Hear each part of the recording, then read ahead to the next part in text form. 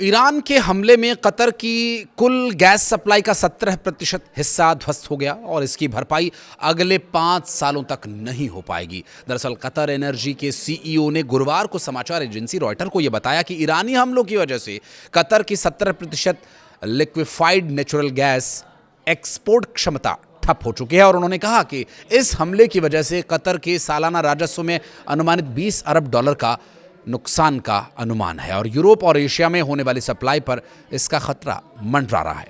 नमस्कार, मैं हूं आशीष त्रिपाठी आपके साथ। और जिस तरह ईरान ने लगातार पलटवार किया और जो हाल ही में सामने आ रही खबरें हैं, उससे जाहिर है कि देश भर ही नहीं बल्कि दुनिया भर के अलग अलग हिस्सों से इस युद्ध को रोके जाने की मांग उठ रही है, चाहे वो सऊदी अरब हो, कतर या फिर उन जगहों से जहां पर कि इस हमले की पूरी प्लानिंग हो रही है, इस हमले को पूरी तरह से एग्जीक्यूट किया जा रहा है ईरान पर।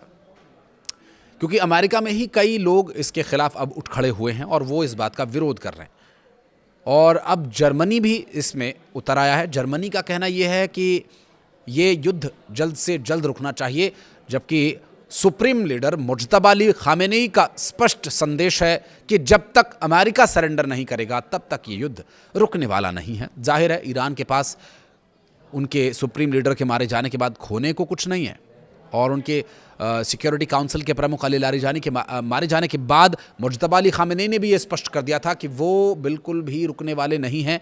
मुज्तबा अली खामेनेई की हत्या का न सिर्फ बदला लिया जाएगा बल्कि और हमले तेज़ किए जाएंगे।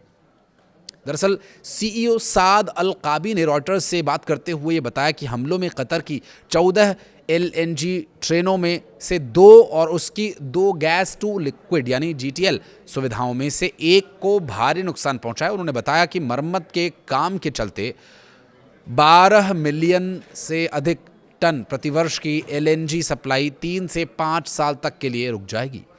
काबी ने एक इंटरव्यू में कहा कि मैंने अपने सपने में भी कभी नहीं सोचा था कि कतर और ये पूरा इलाका इस तरह के हमले का शिकार होगा, और ख़ास करके माह रमज़ान में एक भाईचारे वाले मुस्लिम देश की तरफ से जो हम पर इस तरह हमला किया गया है। ईरान ने कतर की गैस फैसिलिटीज़ पर तब हमला किया जब इजराइल ने ईरान के गैस इंफ्रास्ट्रक्चर पर हमला किया था। ईरान ने इजरायली हमले के जवाब में खाड़ी के तेल और गैस ठिकानों पर कई हमले किए। हालांकि अमेरिका ने ईरानी गैस प्लांट पर हुए हमले में अपनी जिम्मेदारी होने से इनकार कर दिया, लेकिन रिपोर्ट्स ये बताती हैं कि इजरायल और अमेरिका ने सहमति से ईरान के गैस इंफ्रास्ट्रक्चर पर हमला किया था।